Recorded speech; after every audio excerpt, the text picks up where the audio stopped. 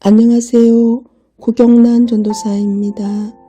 날마다 말씀과 함께 오늘의 본문은 신명기 13장에서 15장입니다. 모세는 이스라엘 백성에게 가나안 땅에 들어가면 선지자나 꿈꾸는 자가 일어나서 이적과 기사를 보이며 다른 신을 섬기게 하는 유혹이 있을 거라며 이를 경계하라고 명합니다. 하나님께서는 유혹에 넘어가지 않고 온전히 하나님의 백성답게 살기를 바라십니다. 그래서 모세는 가나안 족속을 따라 이방신을 섬겨서는 안 되고 그들을 제거해야 한다고 선포합니다. 또한 하나님을 경외하고 명령을 지키면서 하나님의 목소리를 청종하는 것이 선지자나 꿈꾸는 자로부터 스스로를 지키는 방법이라고 가르칩니다. 이처럼 하나님의 백성은 하나님의 뜻에서 떠나게 하는 악의 요소들을 뿌리까지 제거해야 합니다. 항상 여호와 하나님의 말씀에 귀 기울이는 사람만이 하나님의 말씀으로 자신을 보호할 수 있습니다. 모세는 가나안 땅 입성 후 사랑하는 가족과 생명을 함께하는 절친한 친구들이 하나님으로부터 떠나게 하는 유혹이 될 수 있다고 경고합니다. 왜냐하면 하나님을 신실하게 섬기던 자들이라도 우상을 섬기는 가나안 문화에 주의를 기울이지 않으면 어느새 그 영향에 젖어듭니다. 만약 그들이 가족이나 친구라면 그들의 제안을 거부하기도 힘들고 그들의 행동으로 인한 영향도 무시하기 어려울 것입니다. 모세는 그들이 하나님으로부터 떠나게 꾀려 한다면 돌로 쳐 죽이라고 단호하게 명합니다. 긍휼히 여기지도 애석히 여기지도 숨기지도 말고 죽이라고 합니다. 나는 물론이고 가족과 친구가 이 같은 유혹에 빠지지 않도록 경계해야 하며 그 누구도 하나님보다 우선시 될 수 없음을 기억하며 사람 간의 관계를 신앙보다 앞세우지 않기를 바랍니다. 모세는 한 성읍이 불량배에 의해 우상 숭배에 빠졌다는 소문을 듣게 됐을 때 어떻게 행동해야 하는지에 대해 가르칩니다.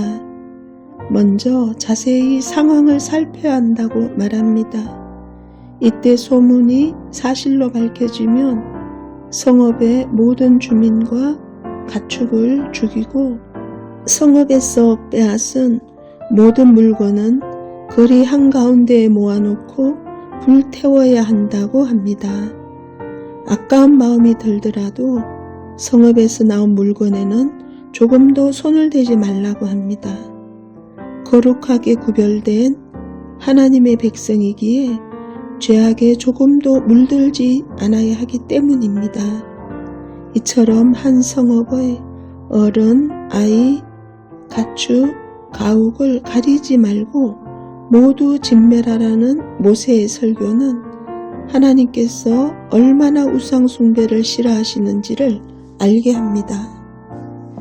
그러므로 우상을 제거하는 문제에서만큼은 타협이나 양보가 없어야 합니다.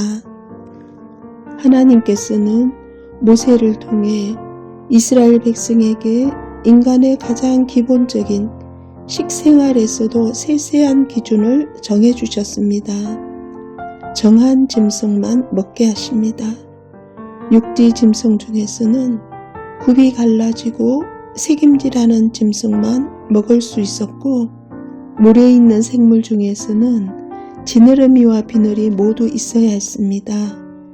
이처럼 이스라엘 백성은 일상생활에서 음식뿐만 아니라 많은 부분에서 구별되어야 했으며 이런 구별을 통해 하나님의 은혜를 기억했습니다. 이런 모습은 오늘날의 그리스도인들에게도 동일하게 적용됩니다.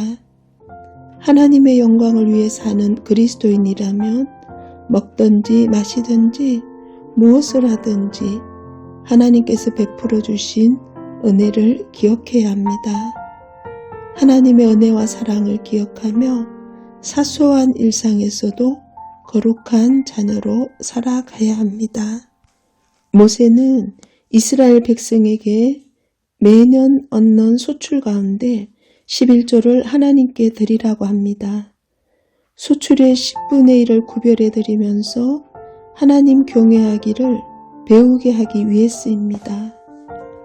또한 매년 드리는 11조 외에 3년에 한 번씩 11조를 드려 레위인과 나그네, 고아, 가부, 가난한 자들에게 나눠주도록 합니다. 하나님께서는 11조를 통해 내가 얻은 모든 소유가 하나님의 선물임을 기억하게 하십니다. 따라서 11조는 하나님께서 내 모든 삶과 소유의 주인이심을 인정하고 연약한 이웃을 도우며 살겠다고 다짐하는 신앙 고백입니다. 모세는 공동체 안에 있는 약하고 가난한 자들을 돌봐야 한다는 주제로 안식년에 대한 명령을 기록합니다. 일반적으로 고대 시대에 밑을 지게 되는 이유는 대부분 가족의 갑작스런 질병이나 죽음, 그리고 오래 지속된 흉년과 같은 자연재해 때문이었습니다. 하나님께서는 이런 이유로 어려움을 겪는 사람들이 안식년이 될 때마다 모든 빚을 면제받을 수 있도록 모세를 통해 선포하십니다. 사실 채권자 입장에서는 납득하기 어려운 법입니다. 하지만 가나안 땅 자체가 하나님의 은혜로 거저 받은 곳이므로 하나님께서는 이 규정을 충분히 요구하실 수 있었습니다. 더욱이 하나님께서는 이 명령에 순종하는 자에게 더 큰 복을 주시겠다고 약속하십니다. 자신의 자녀가 다른 사람들을 너그럽게 대하면 더 큰 복으로 채워주시는 분입니다. 모세를 통해 선언하신 이스라엘의 노예제도는 이집트나 로마 제국의 냉혹한 노예제도와는 완전히 달랐습니다. 재정적으로 형편이 어려워진 이스라엘 사람들이 여유가 있는 집안에 입주 고용의 형태로 6년간 일할 수 있게 하셨고 7년째가 되면 종에서 해방되는 동시에 노동의 대가를 보상받도록 규정하셨습니다. 이스라엘 백성은 불과 한 세대 전만 해도 민족 전체가 이집트에서 종살이를 했었습니다. 그러나 하나님의 은혜로 속량을 받았기 때문에 이제는 그들이 세상과 다른 하나님의 사랑과 긍휼함을 주변 나라에게 보여줄 책임과 사명을 주셨습니다. 하나님의 사랑과 은혜를 받은 자이기에 주변의 어려운 이웃을 섬기는 일에 최선을 다하는 시온소 교회 성도님들 되시길 바랍니다. 기도하겠습니다. 하나님 아버지, 하나님의 전적인 은혜로 구원해 주셔서 감사드립니다. 하나님의 자녀에게 가르쳐 주신 대로 구별된 삶을 살기를 원합니다. 하나님을 기쁘시게 하는 삶에 방해 요소가 있다면 철저하게 제거하도록 도와주옵소서. 그저 받은 은혜에 만족하지 않고 넉넉히 베푸는 삶을 살아가도록 주변에 어려운 이웃을 섬기는 일에 최선을 다하게 하옵소서. 이웃을 섬기며 날마다 은혜의 통로로 쓰임받는 시온소 교회의 모든 성도님들 되도록 축복해 주옵소서. 예수님의 이름으로 기도합니다.